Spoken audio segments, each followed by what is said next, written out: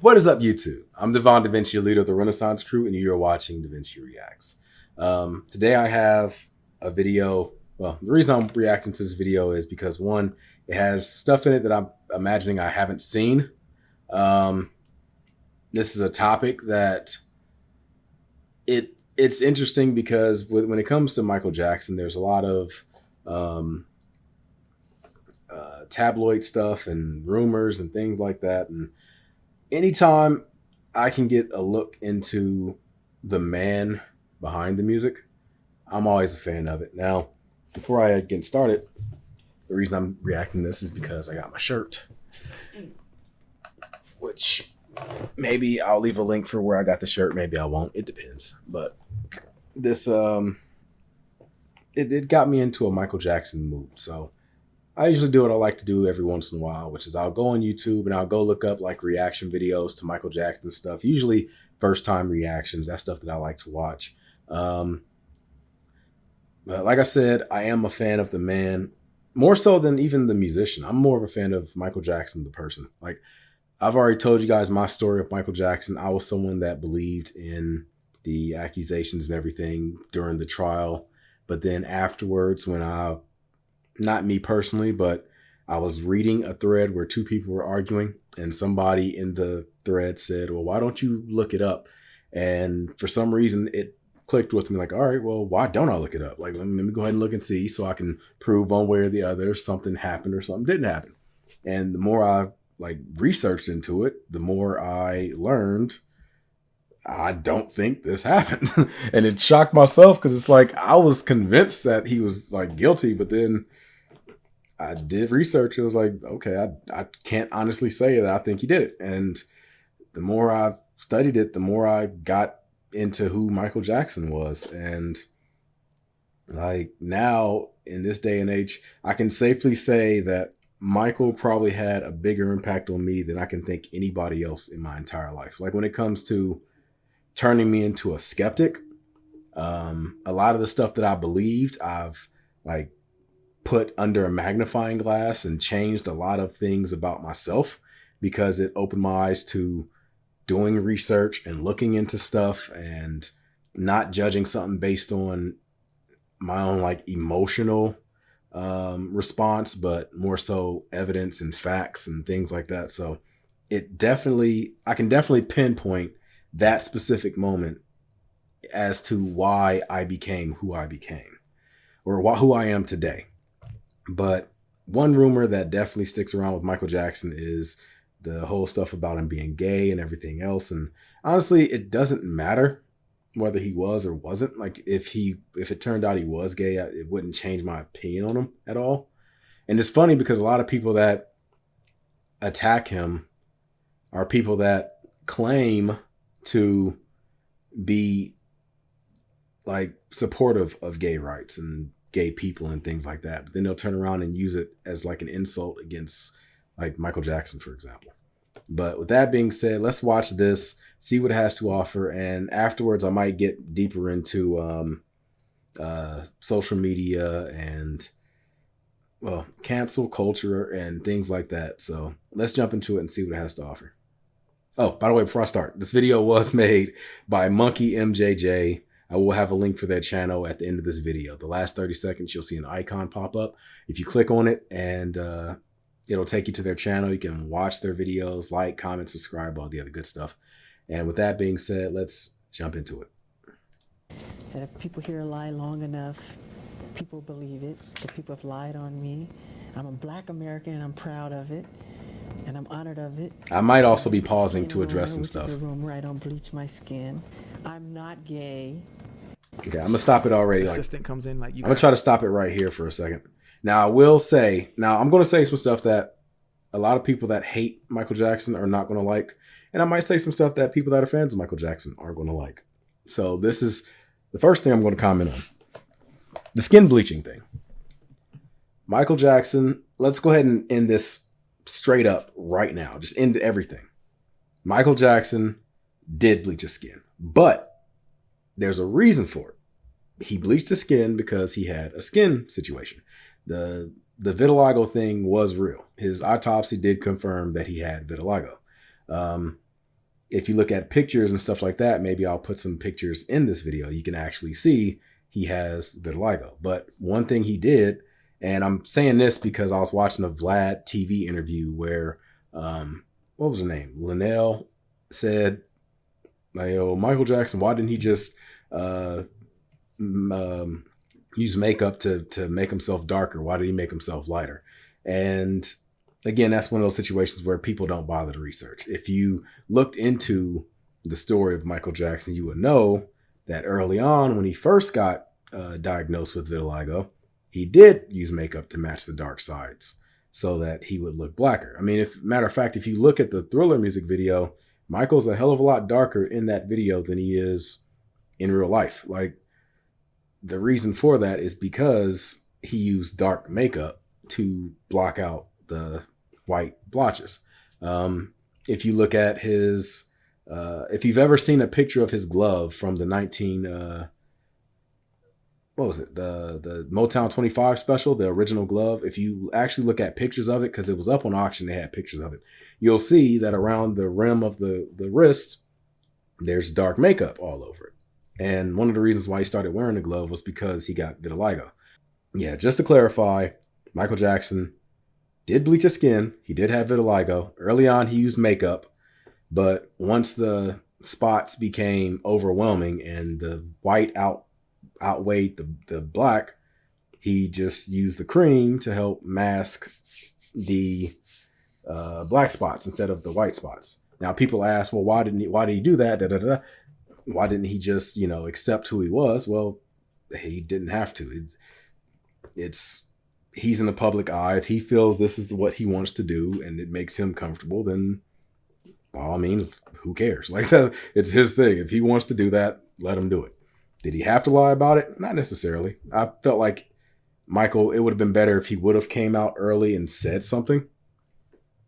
That way he could have been like a poster child for vitiligo for people that were dealing with it. They could know, oh, Michael Jackson has it. So, and he's like where he's at. It's not that big of a deal, but it's up to you if you want to decide to do that or not. And he chose not to, but it's at the end of the day, it's his decision. My skin.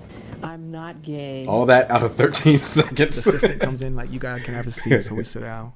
He comes in. He's tall. Standing there. Two beautiful women walk in. He kisses Michael's my them, height, I believe. like full on. It's a moment. It ain't like no peck. It's like a real situation. Black girl, white girl. They look Brazilian. So I'm like, wow, he's a G. Shauna Mongetal was a 23-year-old receptionist when...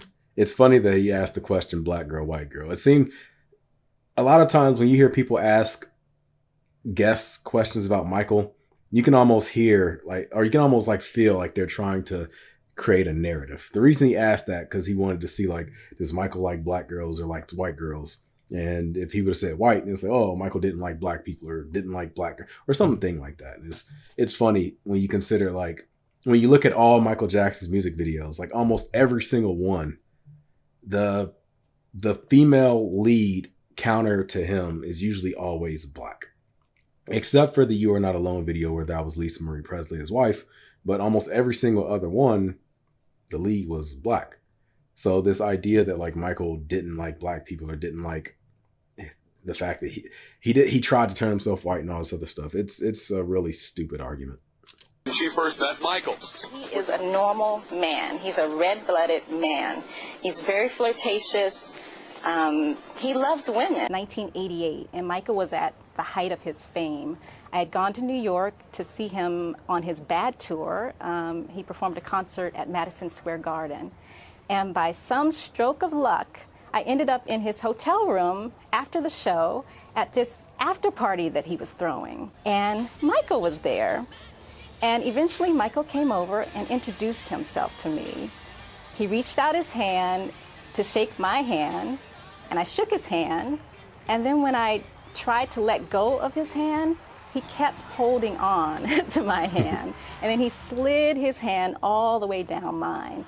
And from that moment on, I knew that there was more to Michael I'm not gonna lie. than met the eye. That move only works because he's Michael. If any random dude did that at a party with a girl, that would, Absolutely not. That would I mean, be you say that with conviction. an issue. He would always, like whenever we were, he would always kind of, he called it fishing. Good fish! Whoa! Whoa! That's a good fish right there. Mike wasn't playing. Oh, look at that one right there. Look at her titties. Good fish! That's a good fish right there. Oh, look at that one right there. Look at her titties. That I believe that scene came from the 2003 it was a video where he was going back to Indiana for like just to like go back and see his old family home, and did like an event with the mayor at like a baseball stadium or something. And he also went to like a high school, and they had like it was like a stage event where they like performed for Michael and everything.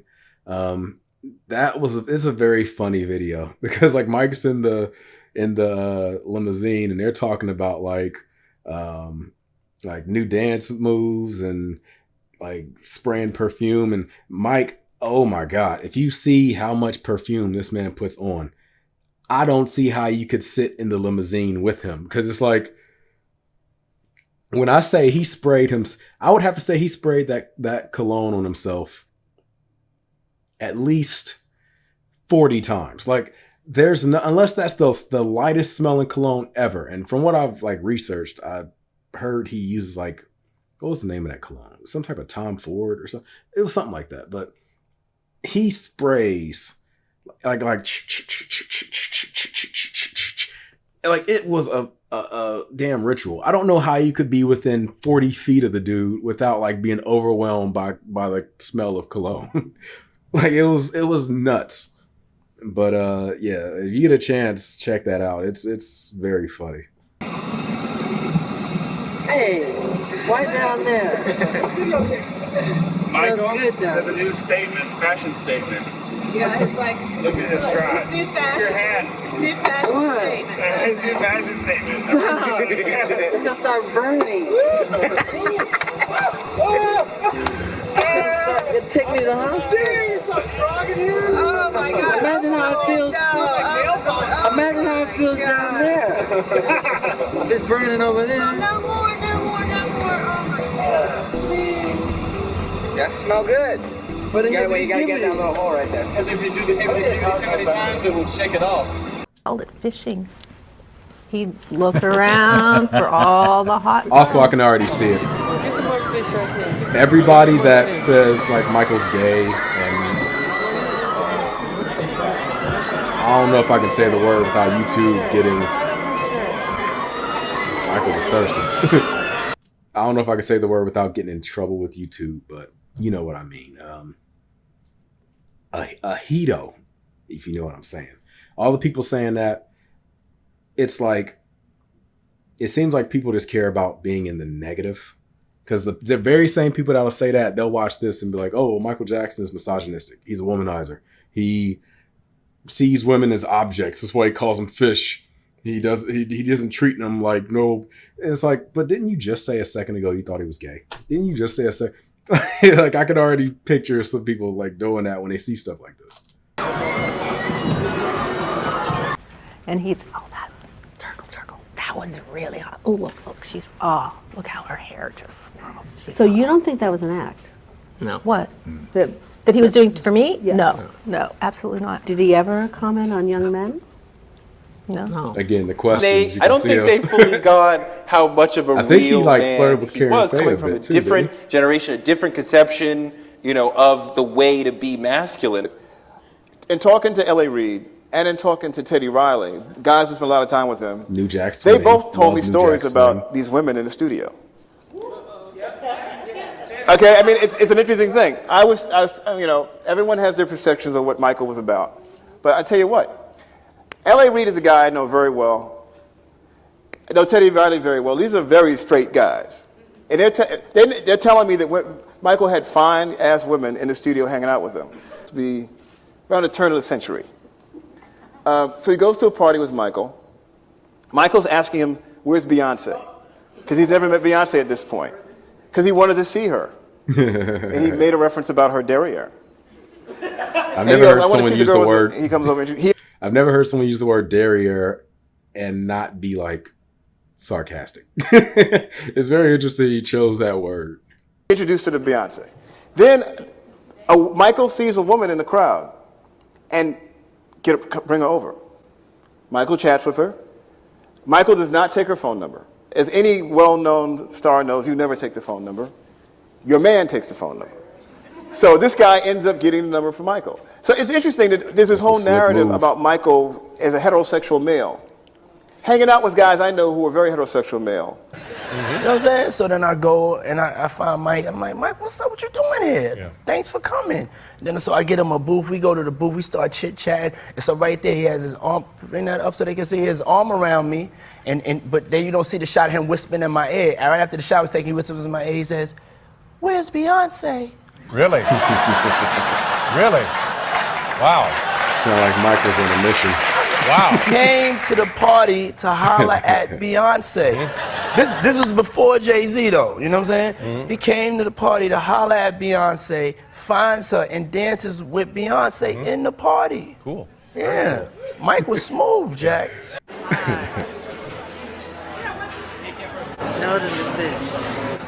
That's disrespectful, Mike. Square, New York City.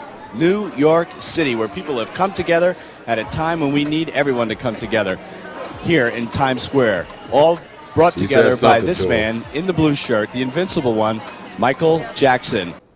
Michael chats with her. Michael does not take her phone number. As any well-known star knows, you never take the phone number. Your man takes the phone number. We have you wrote it down? The number. Michael's trying to do some things.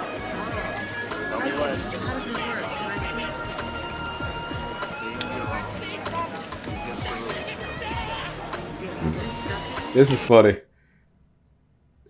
The funny thing is both of them are slick. Michael knows what the hell he's doing, and she knows what the hell she's doing. She is like, Michael's playing the innocent role, like, oh, really, a navel ring? What does that do? How do you do? Like, what is that? And she's like, oh, Mike, you're curious about navel rings? Well, let me show you how it works. Like, they both know what the hell they're doing. Mike's trying to get a peek, trying to and she's trying to give Mike a peek, but they're not just outright saying it. Like, oh, just screw already. I know there's some Michael Jackson fans out there like, don't say that! Sorry, I hate to tell you, but Mike was likely getting it in. Just letting you know.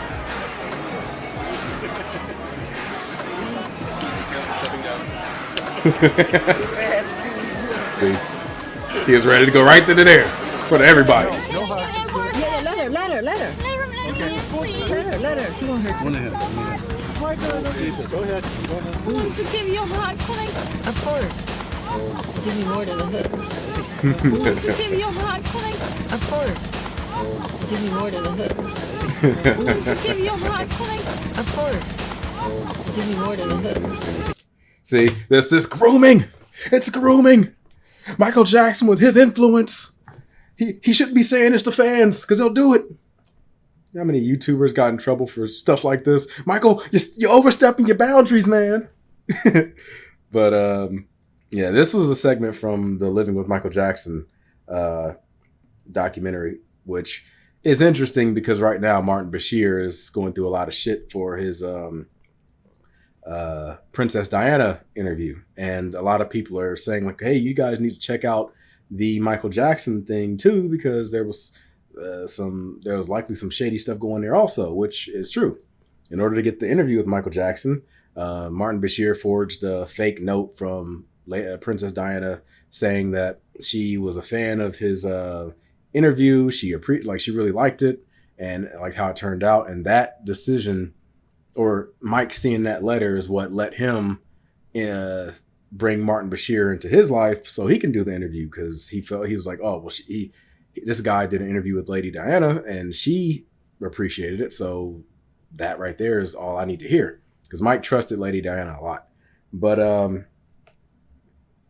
the letter was fake. The editing that the final product of the Living with Michael Jackson documentary had was misleading, because if you watch the special that Michael created called The Footage You Were Never Meant to See, it literally has, because Mike had another film crew recording while Martin Bashir's people were recording. If you watch that interview, or not that interview, that The Footage You Were Never Meant to See special, Michael will play Martin Bashir's footage to let you see like what he said, but then he'll play his own footage where you'll see like behind the scenes what Martin was actually saying. Like there was one particular segment where Martin Bashir talked about how Neverland is a dangerous place for a kid and they shouldn't be allowed to be there. But then when you watch the Michael version, Martin Bashir is saying to Michael's face, like in person, this place is like, it's like a spiritual experience and it's beautiful and more people should see this. And I feel like you've been misunderstood. Like he's saying all that to his face, but then he turns around and makes his special where he's saying like, oh, this is a dangerous place. Nobody should be here. We'll quote directly from his appearance on ABC's Primetime Thursday. One of the most disturbing things is the fact that a lot of disadvantaged children go to Neverland. It's a dangerous place for a vulnerable child to be. Now, I'm not saying that I saw any evidence of Michael Jackson being involved sexually with any children. Quite the contrary. But what I'm saying is that children who are vulnerable should not be going into the house of a billionaire superstar where they sleep in his bed. As we said, that was Bashir's comment heard on TV by millions of people. But what did Bashir say to Michael Jackson about this day at Neverland? Let's take a look at the footage that was captured by Michael's camera, documenting the interviews. The problem is, you see, nobody actually comes here and sees it. But I was here yesterday, and I saw it. And it's nothing short of a spiritually kind thing. He does it all the time. I know, but I've told him. I know. A lot of people see it, but they never talk about it. And I've said this to him, and what I've wanted to convey is those two things. Yeah. And what we've had the privilege of doing this week is not only talking about the musical genius, but about what we saw yesterday, which was incredible. It's getting worse. He does. I mean, I can't tell you. I know with him. You never see anybody talk about that stuff. But when Michael's talking, but when he's talking about the things that he's passionate about, it's obvious that it's in his eyes. This is what's in his heart. People usually don't ask these questions of him. That's it. And if they do, they don't make it. They don't make it in the papers. They don't make it on the interviews. It's all the negative stuff. Stupid rumors. And they cut questions out, and they just like they make it. That's why he doesn't even do interviews anymore. They twist everything. From the moment I met him, I mean, I remember. How can people be so cruel? That I read an article and I was crying, and he goes, "It's disgusting." Well, we ain't doing that here. Then he's talking about Michael's kids, about how it was like the situation where he was at the zoo and the people were all there and they started swarming and things like, and it got like hectic. He was talking about how like Michael Jackson was crazy for putting him in it and this, that, and the other, da da da. But then to Michael's face, he's saying like, "Oh, well, your relationship with your children is absolutely beautiful, and it makes me want to weep when I look at." Like he's saying all this stuff to his face, but then turns around and does the bullcrap. In spite of his admission that he was not happy about the incident, it still did not seem as troubling to Michael as it did to people around the world. A point Martin Bashir made both in his TV special and in his comments on Primetime Thursday after the show aired. He said that they are restricted, they are overly protected. I was angry at the way his children were made to suffer.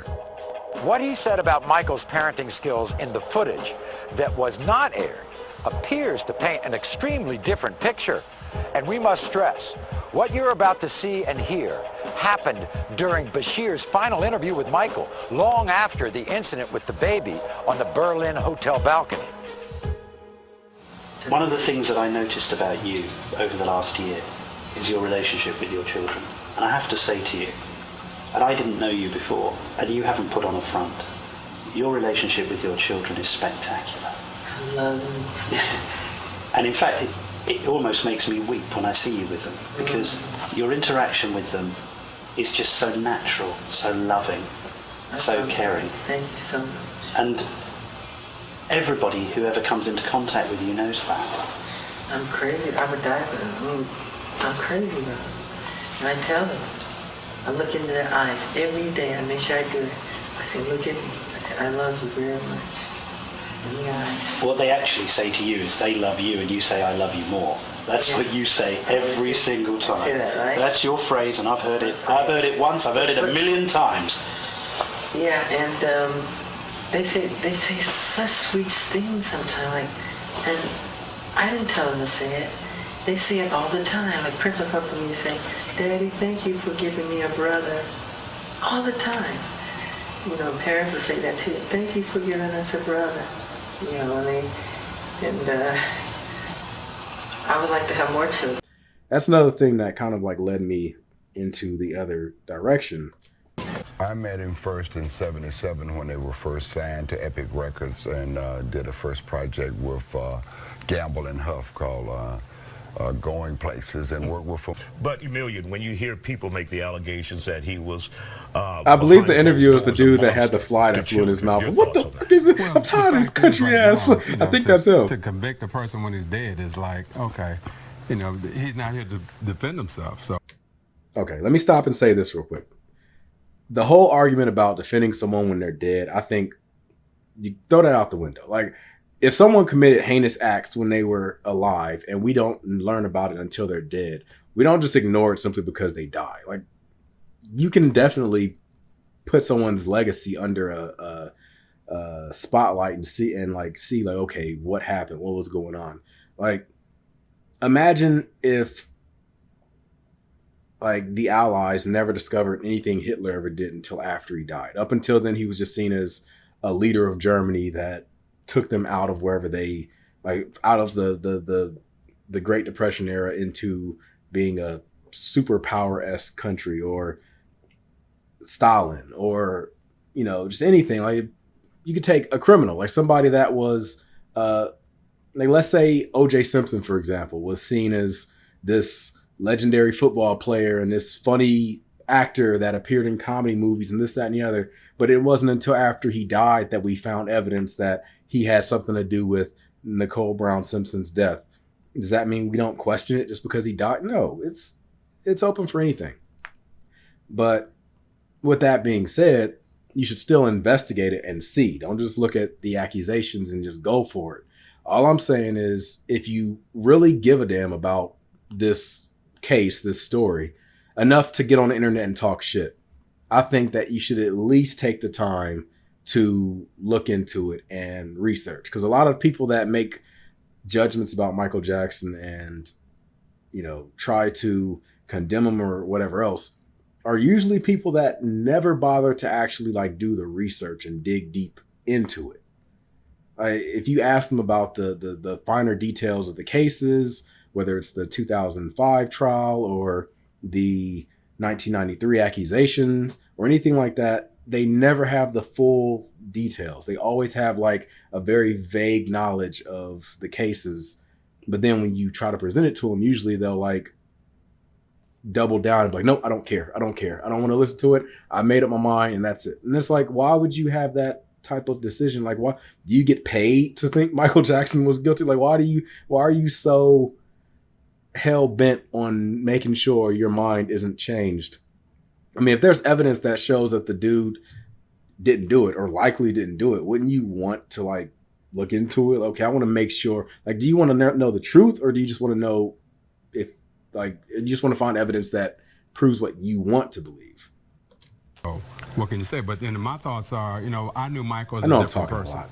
You know, so I never knew Michael like that, or that side of Michael. He's a regular guy. He was chasing girls.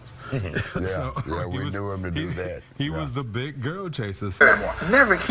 Listen, Michael, when he spent time with Diana Ross with The Wiz, he always had this admiration for Diana Ross when Now, she I've heard was rumor young. that him and Diana Ross did in and fact I think get it got to together. a point where he really It's just Diana loved didn't her, want and he to really come liked her. publicly Still with to it this because day, and she was just afraid this, of what this dream for him, and he had this ongoing just fascination. the backlash for her being an older And I was him being dating younger Michael and back everything then. else. I thought I was going to marry Michael. Well, That's just a You rumor. know what I want to say? Michael was very much a man, and he was very loving. He was very caring. You know what? Because he lived on Sutton Place, and he was filming the Wiz movie, and I used to go over and spend the night, and I would do his laundry. Wow. And we would go down to the laundry together. So Michael is not what they're all. He's very real, and and I've never spoke about that, but he's very just a regular kind of guy. One thing I can say about Michael is he's still like he is really good when it comes to keeping a decent relationship with his exes, whether it's her or whether it's I mean, Tatum O'Neal never had anything bad to say about him, so it's like there's that. Lisa Marie Presley, they had a rough period towards the end of their marriage, but even then, after they divorced, there was still moments where she was seen with him. Like, I think that's one of the things that actually caused some static with Debbie Rowe, because the time when he was supposed to be married with Debbie Rowe, there were pictures and stuff like that of Michael on tour during his history tour where Lisa Marie Presley was showing up backstage. And it's like, okay, what is she still doing here if you're supposed to be married to me? So, but even then, Debbie Rowe was somebody that he still kept good ties with. Michael is a great kisser. I've kissed him. He's a great kisser. He's a great kisser. Yeah, And he's very, very affectionate. Where did he kiss you at? In Where the did he Thriller. kiss me at? Where do you think he kissed said in me? the Thriller. Come on in. There you He's go. on down the road. Don't you carry nothing.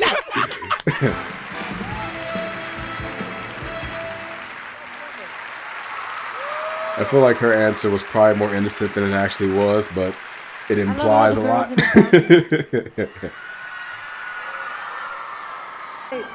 Well, Katharine Hepburn, who is a dear friend of mine, she told me I should, and I'm doing it for her, okay? And the girls in the back.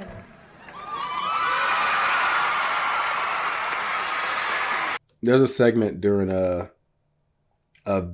phone call that Michael has with a girl named Glinda, and in it he talks about this moment about taking the glasses off, and he says that he hated the idea. He didn't want to do it because he has this thing about eyes. He says if you look into someone's eyes, you can see into their soul, and he didn't want to take his glasses off because he was afraid of allowing people in like that.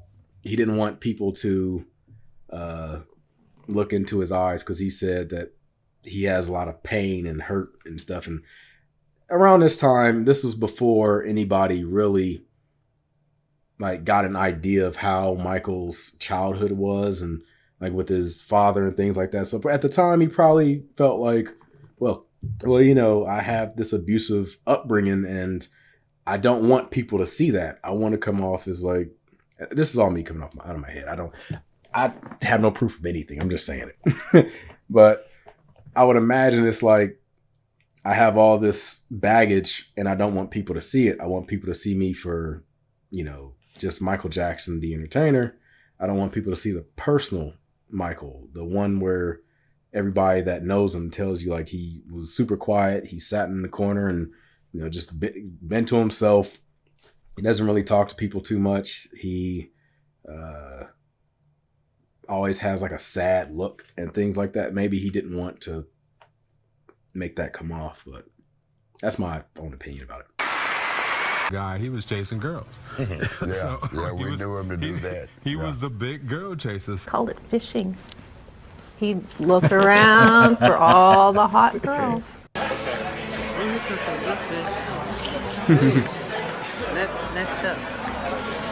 Next up is easy. It's like, calm down, Mike, calm down. Mike's ass is trying to find somebody to take to the hotel with him.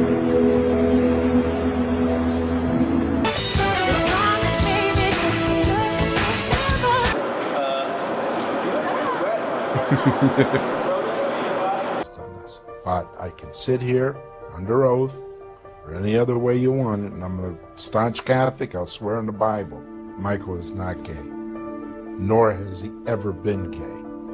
He's confided in me that this is Mike's manager, certain women that he had relationships with, like that. He wasn't public about any of it because, you know, you don't want the fans to think you're tied down. They don't have that shot of getting to you. I don't think Mike had that opinion. I think that was Frank's opinion, because Frank, I think, is the one that fired the girl from The Way You Make Me Feel, or the girl that was in The Way You Make Me Feel music video, because during the Bad tour, at first she was accompanying Michael doing the performances with him, but partway through, she ended up getting let go because during one of the shows, she kissed Michael on stage, and that wasn't a part of the routine. Like, she just did that on her own.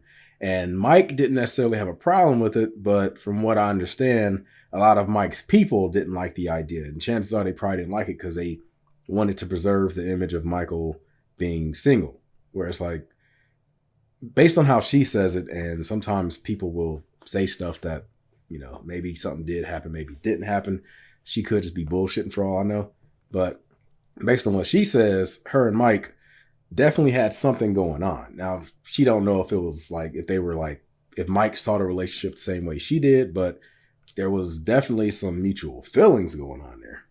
So I don't think Mike is the type to just like fire someone because, oh, well, I'm trying to keep this image. I think that was more the people around him. Again, this is all my opinion. His home, Neverland. Whitney. And he pulled out all of the stops. He picked me up in a helicopter, and I got to the house, and he had a coach and buggy pick me up from the gate to his home.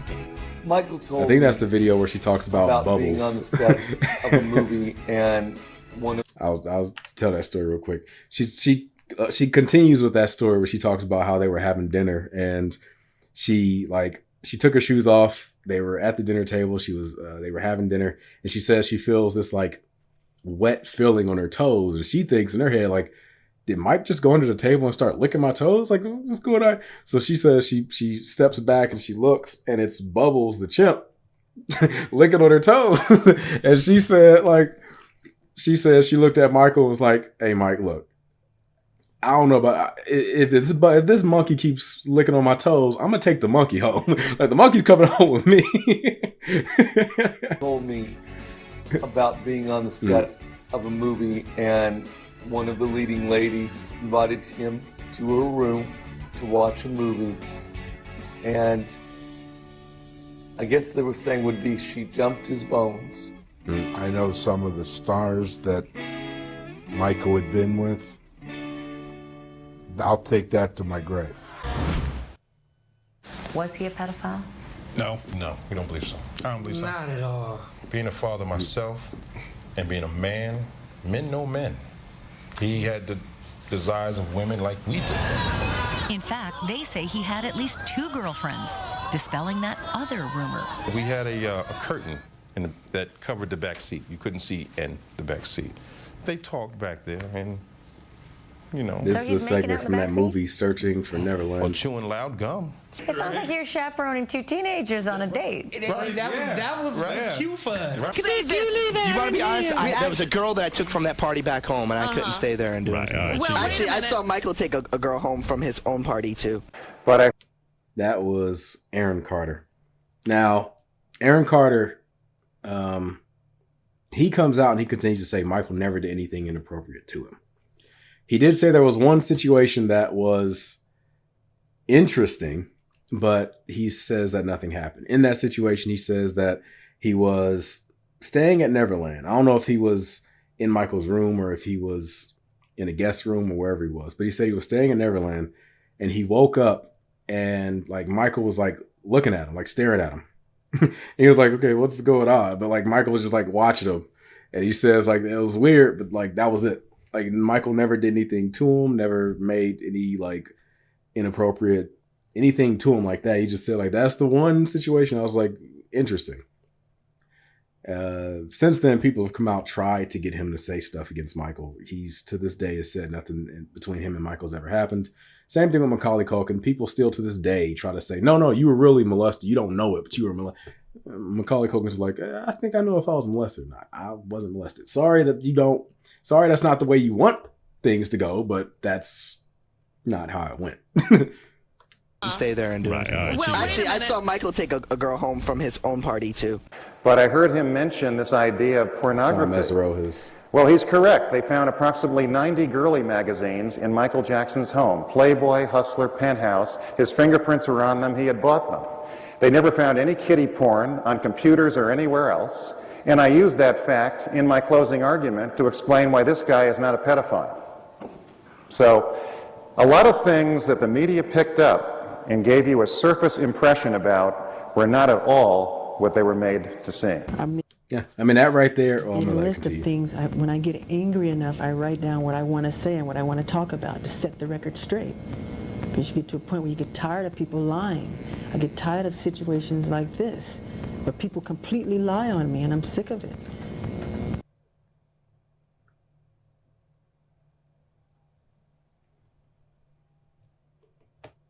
Okay. Well, like I said, make up your own opinions about the matter where you think he did it or didn't. Fact of the matter is, only people that really know the truth is Michael and the people that were there at the time. Only thing we can really go off of is evidence. And all I say is look at the evidence before you make a decision. Because most of the people that make judgments about Mike, usually like in the negative, are people that only heard the negative but never bothered to actually look into it to see like the full context or to look into what happened or look into the full details about the situation. When it comes to like the trial, like I said, one of the reasons why I thought he did it was because only thing I looked into at the time was the news, like what was on TV at the time. That's what I saw. And that's what I believe, because that was all the evidence I had at the time to make a decision. But when I started researching into it, I learned that the news didn't cover a lot of what the defense was arguing about. Like a lot of the news, what it was covering was what the prosecution presented. Because how it worked at the time was like the Michael Jackson trial, it wasn't public. So you couldn't watch it, which is to this day, I think that the biggest negative that could have happened to Michael was that trial wasn't on TV. Because if the trial was on TV, you could have seen both sides of the argument. Whereas because it wasn't on TV, the only thing you could rely on to get the full story was the news or the reporters that were there in the court at the time. And what happened was whenever the prosecution would present their arguments, after the prosecution was finished, the news would immediately come out and start like making the stories and publishing and releasing the stories and articles about what they heard the prosecution say, but they weren't there for the defense that would like make an argument for those, for the prosecution's side. So you would hear what the prosecution would say, but you would never hear the rebuttal to counter that. And if you like actually do research into the trial and stuff, and when I say do research in the trial, I'm not talking about like go to some Michael Jackson fan page and look at what they have to say, or go to some Michael Jackson YouTube channel and see I'm talking about like just read the court transcripts, like go to the actual legitimate government websites and look up the court transcripts, look up the settlement agreement for the 1993 case. Like it's on the internet. You can look up the actual settlement and read it. It tells you all the terms and everything that's in it. You can make that decision based on evidence. You don't have to go off of biased stuff like MichaelJacksonAllegations.com or MJJ Truth or anything like that. Like you can just do research yourself. But yeah, it's like there's a lot of situations where people will rather believe something that is juicy compared to what's the truth. Because the fact of the matter is, a lot of times the truth is boring as all hell. And some people feel like life is too complicated or life is too uninteresting for the truth to be so bland. Like they would rather prefer life be more juicy, more scandalous and salacious. Like that's what they want. So it's like the idea that Michael Jackson is both this criminal mastermind that can have this gigantic child trafficking ring happening through Neverland, while at the same time, Michael is this guy that comes on TV and openly admits to doing stuff and stuff like it doesn't make any sense. In one breath, they'll say that Michael is this super rich celebrity that was able to pay off the courts and get everything swept under the rug. But at the same time, they'll say Michael Jackson was broke and his music wasn't selling and like all this. Like, okay, so is he broke or is he rich? Like, what's going on? Like, Michael Jackson, he has like he pays for all these people to cover everything and make sure everything is like washed away, get all that stuff out of the public. And like the payoff, for example, Michael Jackson paid the family hush money so that it can be swept under the rug, but then it's like at the same time it became worldwide news. So how was it hush money if everybody learned about it? If you're paying someone to hide a story, that story doesn't become worldwide. Everybody knew about the 1993 accusations when they happened. Like they'll say, oh, well, Michael Jackson, he had in 1993, there was the situation where the police made him strip naked so they could take pictures of his body to see if his markings matched the descriptions that the accuser, Jordan Chandler at the time, made against him.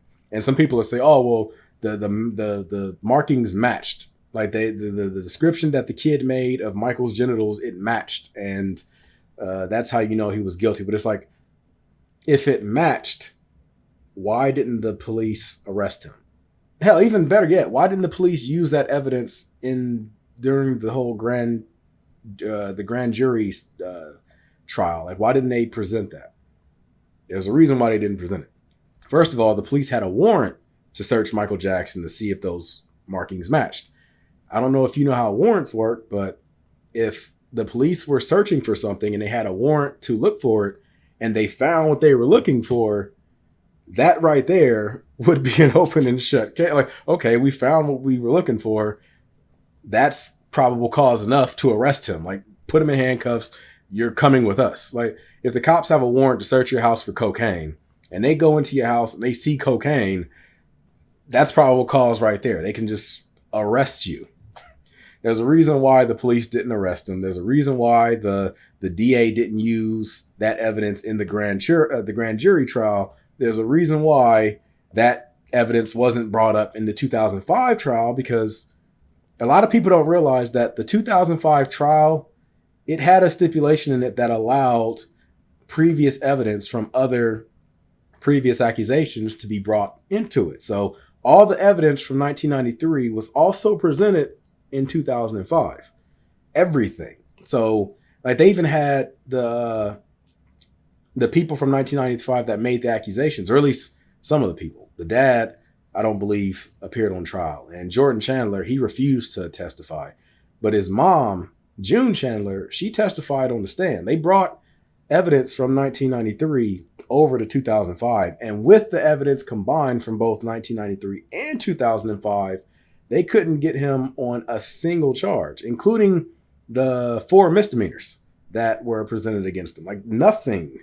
They didn't, like Mike was found not guilty on every single charge. And out of 14 charges, that's saying something. Yeah, like I said, the reason why I present this is because the Michael Jackson case is something that definitely opened my eyes to scrutiny on the internet. It definitely opened my eyes to that. Like I said, it's something that made me realize my own flaws when it came to the critical thinking process and being a skeptic and things like that. Like, it definitely opened my eyes, because it was like I had a lot of judgments that I quickly learned I didn't have any base for believing those judgments. Like, I came to conclusions before I had any real evidence for coming to that conclusion. And when I say conclusion, I don't mean like opinion. I'm talking about, like, for me, it was a fact. Michael Jackson was guilty. Like, there was too much evidence. Like, there was too much. But then when I stopped and looked at, like, what evidence is and how is something considered evidence, it's like, well, what I thought was evidence actually wasn't. Oh, Michael Jackson said he shared a bedroom with these kids. There, open check. That's evidence right there. He did it. But then when you stop and think about, like, okay, but can you sleep in a room with someone and nothing happened? Yeah. Okay, so how is it evidence that something happened based on just that? It's not. Again, you can, if somebody was in a building with someone and that person left, and then like a week later you find out that person that was in the room with them, or not in the room with them, in the building with them, was found dead or something, does that guarantee that the person that was in that building at some point killed them? No, because first you have to determine whether or not the person was killed, or if they just died any other way. You have to determine whether or not that person was the only one in the building. There could have been someone else that could have come in. The point is, there's a lot of different things that could lead to that person being dead. It doesn't guarantee, oh, they were there, so therefore they did. Like, no, that's not how you come to, like, how you evaluate evidence. In the case of Michael Jackson, it's like, there isn't even like that. Like, first we have to prove that something happened, which there's no evidence for that. And then even if there was some, like, you have to find out, okay, what is Michael's interest? What is his preference? Because like I said before, you have to first determine that Michael is attracted to first you have to determine he's attracted to boys, period. Whether underage or not, you have to determine he's attracted to that. And then you got to go to, okay, is he attracted to kids? And then you got to do all that evidence to see if he matches the profile and everything. And there's no evidence of it. Like, Mike, he's openly admitted that he enjoys the company of kids, whether that's playing or whether that's just hanging out, talking, whatever else. He's constantly said that over and over again. He's never hit that fact. That doesn't mean that he's sexually attracted to them. It just means that he enjoys their company. I mean, like, that's it. Like, I could enjoy the company of people, but that doesn't mean I'm sexually attracted to them. It just means I like hanging out with them. That's it. So again, it's like, I just think that critical thinking it's very important that it's like part of a school curriculum or something, because a lot of people hold beliefs that they don't have a reason to hold it, but they, out of whether it's stubbornness or whether it's they just don't understand how evidence works, they refuse to change the way they think about something. And that's the reason why fake news and everything else is so prevalent on the internet today, because people are constantly like being tricked because they don't understand how context works, or they don't bother to do the proper research, or they'll look at a headline and go off of that and not even read the article, which could contradict the very headline itself, but it's more convenient to look at the headline. So they'll just like read something and then immediately go and start tweeting about it or start like ranting about it. And it's like, did you actually read it though? Did you look into it? No, you probably didn't.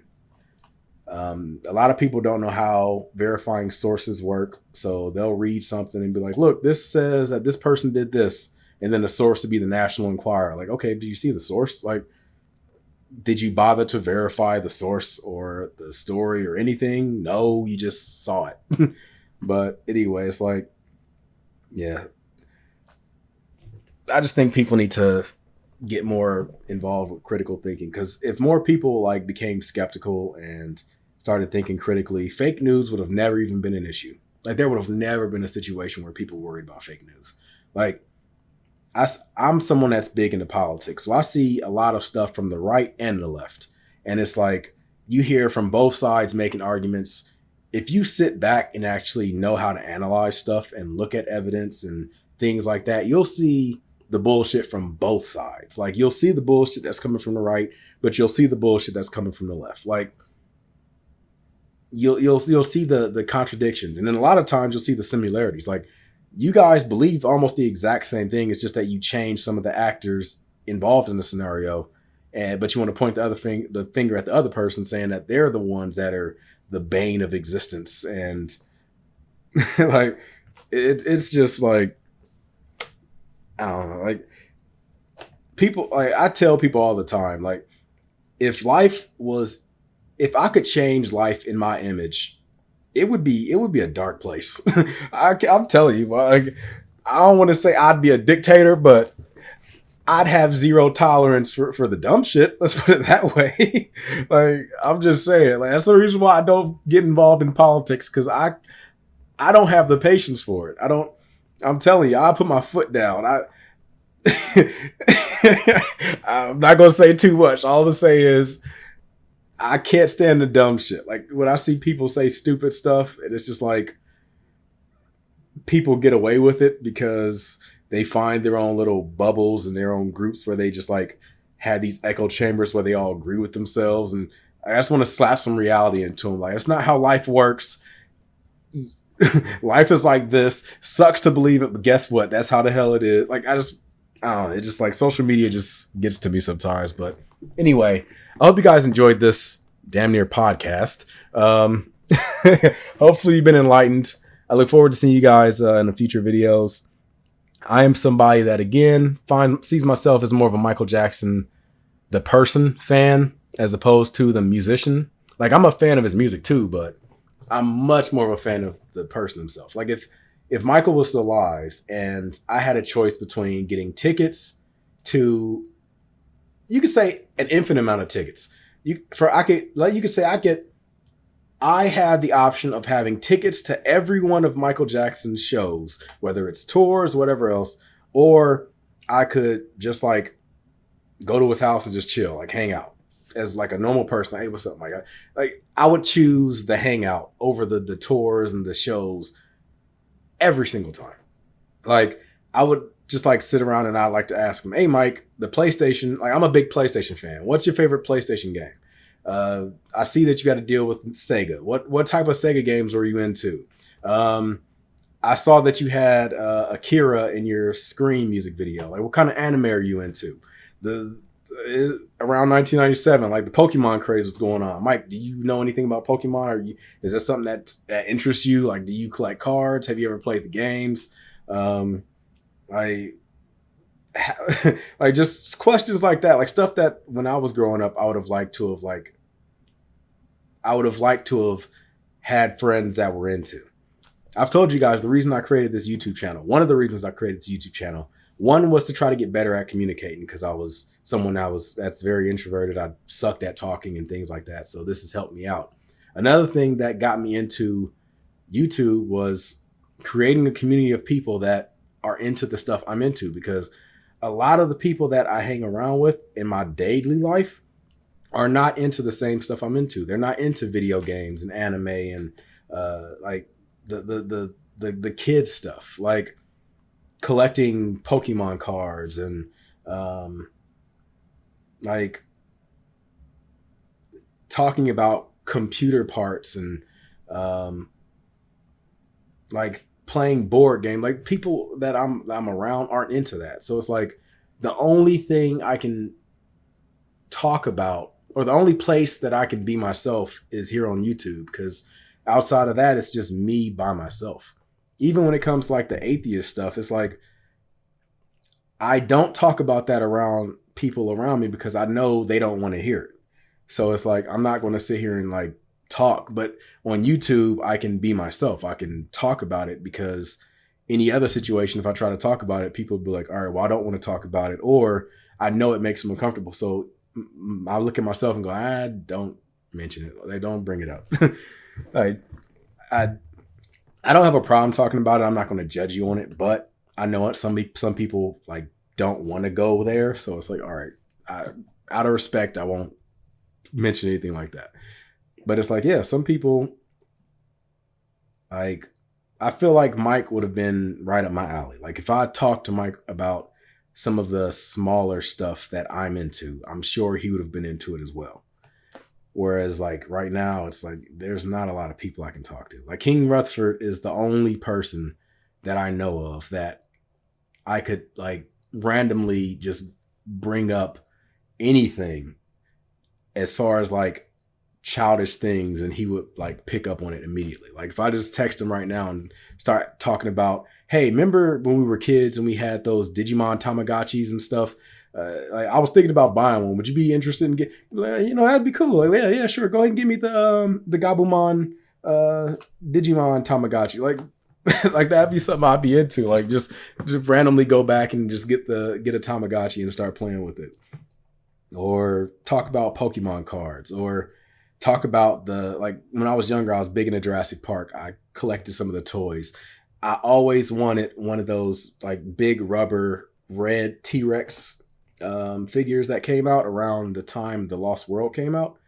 And like, I've always wanted one. I've never gotten one.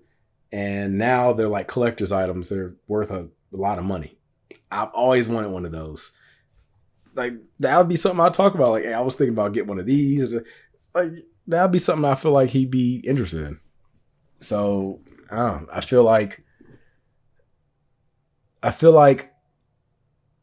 sensationalism and the tabloids took Michael out, and it wasn't,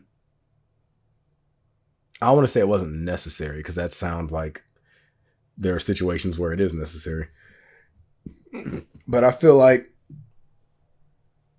people railroaded him, and then in the end they just like said, oh, well, so what? We just kind of fucked up there. Okay, fine. But it's like, no, you killed him. Michael died during the trial. Even though he was found not guilty, his fate was sealed at that moment pretty much, because Mike pretty much gave up his reason for living after that. Like, he was done with life for the most part. And that only got him deeper into the drugs and things like that, or the propofol and stuff like that, and which led to him dying. If he hadn't gone through that, he probably could have found his purpose and continued on with it and kept going with his passion and stuff. But anyway, this video is almost an hour long. I don't want it to be too long because it'll be a nightmare to try to process and upload. But go ahead and go to the comment section. Let me know what you all think. I know it's crazy to think that I'm actually challenging people to go to the comment section and say stuff. Not necessarily challenging, but to express yourself. But just know I will be, I have my opinion, my conclusion about Michael Jackson, and I will challenge anything that I feel is wrong. But I am honest enough to say that if you present something that is hard evidence, I will be convinced. Like, I'm not somebody that's like, oh no, because people will always say like, oh, well, you're just a Michael Jackson fan. You can't be convinced otherwise. And it's like, no, that, like, don't gaslight me like that. Like, I can be convinced otherwise. 100%. Like, I can. So don't sit there and judge and say, oh, well, you know, you just, no matter what I say, no, I can. You just suck at arguing your point, chances are. Usually the people that say that are people that suck when it comes to expressing their point. But go to the comment section, let me know. And I mean, try to keep it clean. No personal attacks or anything like that. And no trolling. Don't come into the comment section just, oh, you're just a fan of pedo or something. Like, that's just going to get you banned. But anyway, I look forward to seeing what you guys have to say. I'm going to give you the deuces, and I am Devon DaVinci. Hopefully you've been enlightened. I'm signing out, and I'll see you guys tomorrow or the day after for Peep Show and Father Ted and things like that. Anyway, I'm giving you the deuces, and I'm out. Peace.